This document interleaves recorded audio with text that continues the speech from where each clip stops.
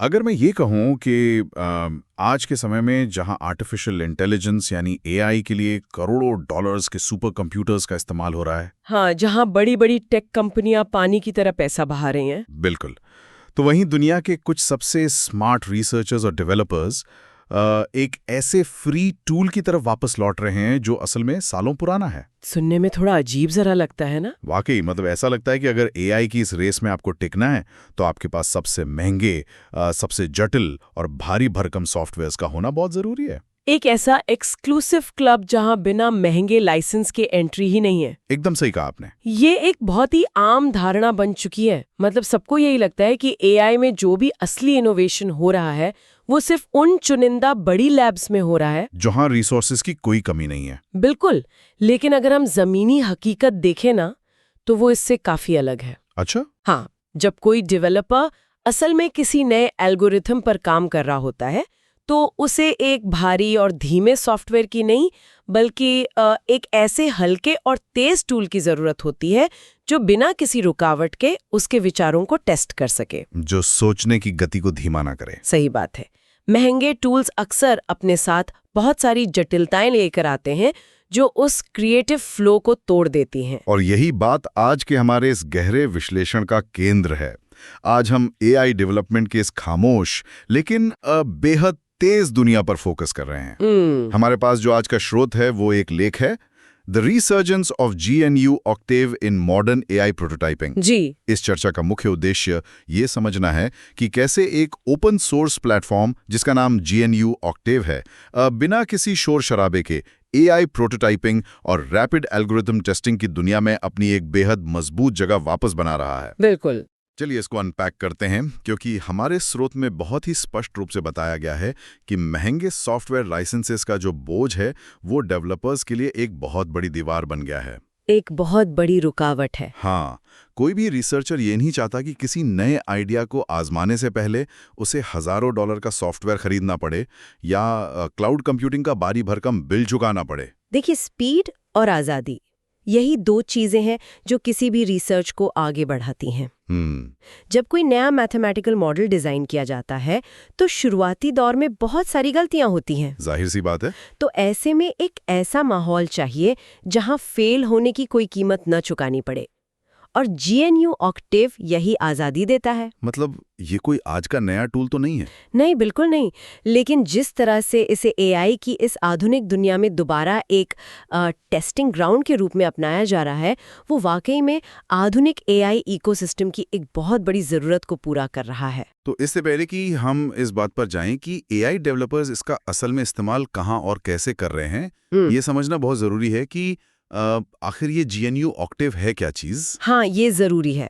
हमारे स्रोत के अनुसार ये एक हाई लेवल प्रोग्रामिंग लैंग्वेज है जिसे खास तौर पर न्यूमेरिकल कंप्यूटेशंस या संख्यात्मक गणनाओं के लिए बनाया गया है। बिल्कुल। लेकिन एक आम इंसान के लिए जो दिन भर बैठकर कोड नहीं लिखता, इसका क्या मतलब है? यहाँ सबसे हैरत अंगेज बात यह है कि ये टूल देखने में बहुत ही साधारण लगता है। अच्छा। हाँ, मतलब इसमें कोई बहुत भारी ग्राफिकल इंटरफेस या चमक दमक वाले बटन्स नहीं हैं। इसकी सबसे बड़ी ताकत इसका कमांड लाइन इंटरफेस है। यानी वो काली स्क्रीन जिस पर हम टाइप करते हैं। एकदम सही, एक साधारण सी काली स्क्रीन जहां आप सीधे गणित के फॉर्मूले टाइप करते हैं और वो तुरंत नतीजे दे देता है। अरे वाह। जब हम एआई की बात करते हैं तो एआई असल में कोई जादू तो है नहीं। बिल्कुल नहीं। ये पूरी तरह से मैट्रिक्स बेस्ड कंप्यूटेशन यानी मैट्रिसेस के इर्द गिर्द घूमने वाला गणित है। लीनियर और नॉन लीनियर समस्याओं को सॉल्व करने के लिए ऑक्टेव को इस तरह से डिज़ाइन किया गया है कि ये इन मैट्रिसेस को अपनी मूल भाषा की तरह समझता है। चलिए इस मैट्रिक्स वाली बात को हमारे सुनने वालों के लिए थोड़ा और आसान बनाते हैं। मान लीजिए कि किसी बिल्ली की एक डिजिटल तस्वीर है। ठीक है। कंप्यूटर के लिए वो बिल्ली नहीं है, बल्कि वो सिर्फ संख्याओं का एक बहुत बड़ा ग्रिड है, एक विशाल एक्सेल स्प्रेडशीट की तरह। हाँ, जहां हर एक डब्बा उस तस्वीर के एक पिक्सल का रंग और उसकी चमक तय करता है। बिल्कुल। और एआई मॉडल्स इसी स्प्रेडशीट यानी मैट्रिक्स के नंबर्स को जोड़ते, घटाते और गुणा करते हैं ताकि वो समझ सकें कि तस्वीर में बिल्ली है। सही बात है। हमारे स्रोत ने ऑक्टेव को समझाने के लिए एक बहुत ही बेहतरीन एनालॉजी का इस्तेमाल किया है। इसे एक साइंटिफिक कैलकुलेटर ऑन स्टेरॉइड्स कहा गया है। बहुत सटीक एनालॉजी है। ये एक ऐसा मैथमेटिकल प्लेग्राउंड है जहां इन विशाल स्प्रेडशीट्स या मैट्रिसेस के साथ बिना किसी डर के बहुत तेजी से खेला जा सकता है। और ये प्लेग्राउंड वाली बात एकदम फिट बैठती है। एआई डेवलपमेंट के शुरुआती फेज में किसी भी डेवलपर को यही चाहिए होता है। हाँ, जब कोई पाइथन या टेंसरफ्लो जैसे आधुनिक और भारी फ्रेमवर्क्स में काम करता है तो सिर्फ एक साधारण सा मैट्रिक्स ऑपरेशन करने के लिए भी बहुत सारा कोड लिखना पड़ता होगा। बिल्कुल, बहुत सारा शुरुआती कोड या जिसे हम बॉयलर प्लेट कोड कहते हैं वो लिखना पड़ता है। सिस्टम की मेमोरी एलोकेट करनी पड़ती है, ढेरों लाइब्रेरीज इंपोर्ट करनी पड़ती हैं। ओहो, ये ऐसा है जैसे एक छोटा सा गड्ढा खोदने के लिए आप पूरी की पूरी क्रेन मशीन चालू कर रहे हो। क्या बात है, बहुत सही उदाहरण दिया आपने। जबकि ऑक्टेव में आप बस कमांड लाइन पर एक छोटा सा फॉर्मूला लिखते हैं, एंटर दबाते हैं और काम हो जाता है। यानी जो रुकावट है वो खत्म। हाँ, ये जो फ्रिक्शन है ऑक्टेव उसे पूरी तरह से खत्म कर देता है। मान लेते हैं कि ये एक बेहतरीन और सुपर पावर्ड कैलकुलेटर है जिसमें कोई फालतू की रुकावट नहीं है। लेकिन अब सवाल ये उठता है कि असल दुनिया में एक एआई डेवलपर इसका करेगा क्या? बिल्कुल, ये सवाल आना लाजमी है। मान लीजिए कि कोई एक वॉइस रिकग्निशन सॉफ्टवेयर बना रहा है जो इंसानी आवाज को समझ सके, तो वहां ये ऑक्टेव काम कैसे आएगा? हमारे स्रोत में प्रैक्टिकल यूज केसेस का जिक्र है। हाँ, जिसमें सबसे पहला नाम सिग्नल प्रोसेसिंग का आता है। सिग्नल प्रोसेसिंग को समझना बहुत दिलचस्प है। जब हम माइक्रोफोन में कुछ बोलते हैं तो हमारी आवाज असल में हवा की तरंगें या सिग्नल्स होती हैं। जी। कंप्यूटर इन तरंगों को सीधे नहीं समझ सकता, उसे इन तरंगों को संख्याओं में बदलना होता है। अच्छा, इसी को सिग्नल प्रोसेसिंग कहते हैं। अब अगर कोई डेवलपर एक ऐसा एल्गोरिथम बना रहा है जो शोर शराबे वाली जगह पर भी आपकी आवाज पहचान ले, तो उसे बहुत सारे मैथमेटिकल फॉर्मूले टेस्ट करने होंगे। बिल्कुल, ये देखने के लिए कि बैकग्राउंड नॉइस को कैसे काटा जाए, और ऑक्टेव के पास इन सिग्नल्स को एनालाइज करने के लिए इनबिल्ट फंक्शंस होते हैं। यानी बाहर से कुछ लाने की जरूरत नहीं है। हाँ, डेवलपर भारी मशीनरी या महंगे क्लाउड सर्वर्स पर जाने से पहले अपने खुद के लैपटॉप पर ऑक्टेव खोलकर उन सिग्नल्स को सिमुलेट कर सकता है। फिल्टर लगा सकता है। एकदम सही, और तुरंत देख सकता है कि उसका गणितीय फॉर्मूला सही काम कर रहा है या नहीं। मतलब यह है कि भारी भरकम रिसोर्सेज खर्च करने से पहले ही एक छोटे स्तर पर सारी गलतियां सुधार ली जाती हैं। यही इसका सबसे बड़ा फायदा है। स्रोत में एक और बहुत ही महत्वपूर्ण यूज केस दिया गया है, न्यूरल नेटवर्क कॉन्सेप्ट टेस्टिंग। जी। हम सब जानते हैं कि आज के समय में न्यूरल नेटवर्क्स को ट्रेन करने में हफ्तों लग जाते हैं और लाखों रुपयों की बिजली और कंप्यूटिंग पावर भी खर्च होती है। बिल्कुल, लेकिन ऑक्टेव इस प्रोसेस में कैसे फिट बैठता है? न्यूरल नेटवर्क्स के मामले में आर्किटेक्चर और हाइपर पैरामीटर्स का चुनाव बहुत क्रिटिकल होता है। ये हाइपर पैरामीटर्स क्या होता है? अगर हम हाइपर पैरामीटर्स को आसान भाषा में समझें तो इन्हें किसी मशीन के कंट्रोल डायल्स या नॉब्स की तरह माना जा सकता है। जैसे पुराने रेडियो पर सही स्टेशन पकड़ने के लिए नॉब घुमाना पड़ता था। हाँ, एकदम वही। जैसे स्टेशन ट्यून करने के लिए उसे बहुत ही बारीकी से घुमाना पड़ता था, वैसे ही एक न्यूरल नेटवर्क को सही नतीजे देने के लिए इन डायल्स को सेट करना पड़ता है। समझ गया। अगर ये डायल्स थोड़े भी गलत सेट हो गए तो मॉडल कुछ नहीं सीखेगा। अब सोचिए कि कोई डेवलपर इन डायल्स को टेस्ट करने के लिए सीधे एक विशाल सुपर कंप्यूटर का इस्तेमाल कर रहा है, जिसका किराया हर मिनट के हिसाब से कट रहा है। बिल्कुल, ये बहुत महंगा सौदा है। ऑक्टेव रिसर्चर्स को ये सुविधा देता है कि वो अपने न्यूरल नेटवर्क के छोटे स्केल डाउन वर्जन्स को पहले ही टेस्ट कर लें, ताकि पैसा बर्बाद ना हो। वे अपने डायल्स को सेट करके देख लेते हैं कि गणित सही बैठ रहा है या नहीं। ये तो बिल्कुल वैसा ही हुआ जैसे कोई मास्टर शेफ एक 50 मंजिला विशाल वेडिंग केक बनाने जा रहा हो। अच्छा उदाहरण है। जाहिर सी बात है, वो सीधे टनों मैदा और चीनी मिलाकर ओवन में नहीं डाल देगा। कभी नहीं। वो सबसे पहले एक छोटा सा कप केक बनाएगा, अपनी रेसिपी टेस्ट करेगा, ओवन का टेम्परेचर चेक करेगा, और जब उसे यकीन हो जाएगा कि स्वाद बिल्कुल सही है, तब जाके वो असली बड़े केक पर काम शुरू करेगा। बिल्कुल, एआई डेवलपमेंट में ऑक्टेव वो कप केक वाला सांचा है। एकदम सही कहा आपने। लेकिन तो इन सब का आखिर मतलब क्या है? एक मिनट रुकिए, मुझे यहाँ थोड़ा कंफ्यूजन हो रहा है। जी पूछिए। अगर मैं यहाँ एक पुशबैक दूं, अगर ऑक्टेव इतना ही शानदार, तेज और आसान है, तो क्या लोग गूगल का टेंसरफ्लो या मेटा का पाइटॉर्च इस्तेमाल करना छोड़ देंगे? क्या ये टूल उन बड़े मेन स्टेज एआई एनवायरनमेंट्स को पूरी तरह से रिप्लेस कर रहा है? नहीं, बिल्कुल नहीं। और यही वो जगह है जहाँ सबसे बड़ी गलतफहमी होती है। अच्छा, ये रिप्लेसमेंट नहीं है, ये प्रिलिमिनरी टेस्टिंग है। ओके। टेंसरफ्लो और पाइटॉर्च को भारी मात्रा में डेटा हैंडल करने और मॉडल्स को दुनिया भर के यूजर्स तक पहुंचाने यानी डिप्लॉयमेंट के लिए बनाया गया है। ऑक्टेव उस स्केल पर काम नहीं कर सकता। यानी दोनों का काम अलग-अलग है।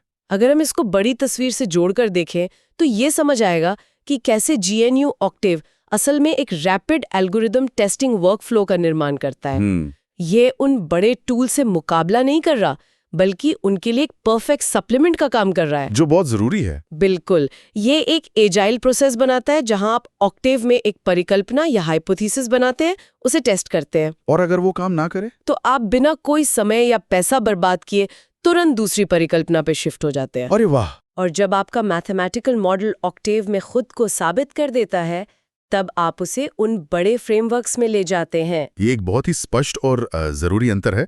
ऑक्टेव में आप अपनी थ्योरी को वैलिडेट करते हैं और बड़े टूल्स में आप उसे स्केल करते हैं। एकदम सही समझे आप। लेकिन तेजी से टेस्टिंग करना एक बात है। हम जानते हैं कि एआई का भविष्य सिर्फ अकेले या किसी एक आइसोलेटेड सिस्टम में काम करने से नहीं बनेगा। बिल्कुल नहीं। तो ये दशकों पुराना टूल आज के इस बेहद मॉडर्न और कनेक्टेड एआई इकोसिस्टम के साथ कैसे तालमेल बिठाता है? यही इसकी वापसी का सबसे अहम हिस्सा है। चूंकि GNU ऑक्टेव पूरी तरह से ओपन सोर्स है, हाँ, इसलिए इसे दुनिया भर की एक बहुत ही सक्रिय या वाइब्रेंट कम्युनिटी द्वारा लगातार अपडेट किया जाता है। यानी कोई एक इंसान इसे नहीं चला रहा। नहीं, पूरी एक कम्युनिटी है।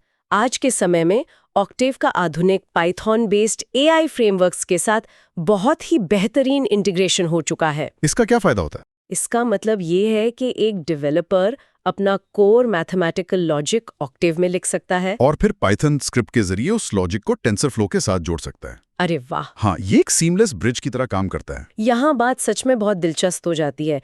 जो चीज़ शायद कुछ लोगों को आउटडेटेड या पुरानी लग रही थी, वो आज के मॉडर्न जायंट्स के साथ मिलकर एक परफेक्ट ब्रिज का काम कर रही है। बिल्कुल। रैपिड प्रोटोटाइपिंग जो हम ऑक्टेव में करते हैं और प्रोडक्शन लेवल डिप्लॉयमेंट के बीच का जो फासला था, वो अब खत्म हो गया है। एकदम खत्म हो गया है। और क्योंकि ये ओपन सोर्स है, इसका मतलब है कि कोई भी इसके कोड को देख सकता है, उसमें सुधार कर सकता है और अपने बनाए गए कस्टम टूल्स को पूरी दुनिया के साथ बांट सकता है। ये बहुत बड़ी बात है। इस शेयरिंग और कोलैबोरेशन के कल्चर से एक बड़ा सवाल पैदा होता है कि जब टूल्स इस तरह से सबके लिए उपलब्ध होते हैं तो इनोवेशन की रफ्तार पर क्या असर पड़ता है? बहुत गहरा सवाल है। देखिए, AI की दुनिया में प्रगति इसलिए इतनी तेज नहीं है कि कुछ लोग बहुत होशियार हैं। तो फिर क्यों है? प्रगति इसलिए तेज है क्योंकि जब कोई एक रिसर्चर किसी समस्या को सुलझाता है और अपना कोड शेयर करता है, तो दुनिया के किसी दूसरे कोने में बैठा कोई दूसरा रिसर्चर उस कोड को लेकर उसमें और सुधार कर देता है। एक चेन बन जाती है। बिल्कुल। ऑक्टेव जैसी ओपन सोर्स कम्युनिटीज इसी नींव पर खड़ी हैं। वे लगातार एक दूसरे के काम को अडेप्ट और इम्प्रूव करते हैं। अब जरा हमारे सुनने वाले इस पूरे सिनेरियो की कल्पना करें। सोचिए कि कोई इंजीनियरिंग का छात्र है जो शायद अपने छोटे से हॉस्टल के कमरे में बैठा है। उसके पास किसी मल्टीनेशनल कंपनी जैसा करोड़ों का बजट नहीं है। जाहिर सी बात है। उसके पास महंगे सॉफ्टवेयर्स का $5,000 का सालाना लाइसेंस खरीदने के पैसे नहीं है और ना ही क्लाउड सर्वर्स का बिल चुकाने की क्षमता है। बिल्कुल। लेकिन उसके पास एक ब्रिलियंट आइडिया है। कुछ साल पहले तक वो छात्र इस एक्सक्लूसिव AI क्लब से बाहर ही रहता। हाँ, वो कुछ नहीं कर पाता। लेकिन आज वो अपने साधारण से लैपटॉप पर फ्री में GNU ऑक्टेव डाउनलोड करता है और अपना काम शुरू कर देता है। और सिर्फ चंद मिनटों में वो बिल्कुल उसी उच्च स्तरीय गणित और उन्हीं मैट्रिक्स मैनिपुलेशंस को टेस्ट कर रहा होता है जो सिलिकॉन वैली की किसी बड़ी टेक कंपनी का इंजीनियर कर रहा होता है। और यही वो बिंदु है जहां ये टूल AI के पूरे खेल को बदल देता है। सच में ये सिर्फ पैसे बचाने की बात नहीं है, ये डिमोक्रेटाइजेशन यानी AI को लोकतांत्रिक बनाने की बात है। जब टूल्स तक पहुंच आसान हो जाती है तो टैलेंट को सामने आने से कोई नहीं रोक सकता।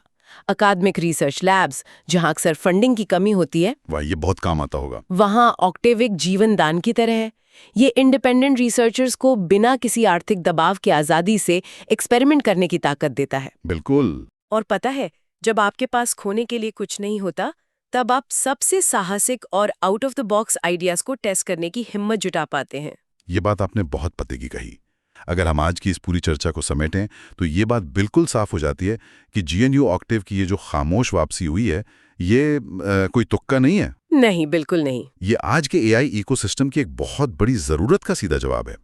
इसने साबित कर दिया है कि इनोवेशन के लिए हमेशा सबसे नई और सबसे महंगी चीज की जरूरत नहीं होती। सही कहा। कभी-कभी एक पुराना भरोसेमंद और बिना किसी रुकावट वाला मैथमेटिकल प्लेग्राउंड ही वो जगह होती है जहां सबसे बेहतरीन आइडियाज जन्म लेते हैं। हाँ, इसने रिसर्चर्स का न सिर्फ समय बचाया है बल्कि कटिंग एज एआई टूल्स तक पहुंच की जो दीवार थी उसे भी पूरी तरह से गिरा दिया है। और इस दीवार के गिरने का सीधा असर हम भविष्य की एआई रिसर्च पर देखेंगे। जब हम एक ऐसे दौर में जी रहे हैं जहां हर दिन एक नया एआई मॉडल सामने आ रहा है, वहां ये जानना बहुत सुकून देता है कि इस रेस की बुनियाद में ऐसे ओपन सोर्स प्लेटफॉर्म्स मौजूद हैं। बिल्कुल। ये एआई लर्नर्स, छात्रों और दुनिया भर के डेटा साइंटिस्ट्स के लिए एक साफ संदेश है कि अगर आपके पास आइडिया है तो टूल्स अब कोई रुकावट नहीं है। और यही बात हमें एक बहुत ही गहरे और सोचने पर मजबूर कर देने वाले विचार की तरफ ले जाती है। जी। हमारे सुनने वालों के मन में शायद ये सवाल आ रहा होगा कि आगे क्या। याद है हमने शुरुआत में उस एक्सक्लूसिव क्लब और करोड़ों डॉलर्स के बजट की बात की थी। हाँ, बिल्कुल।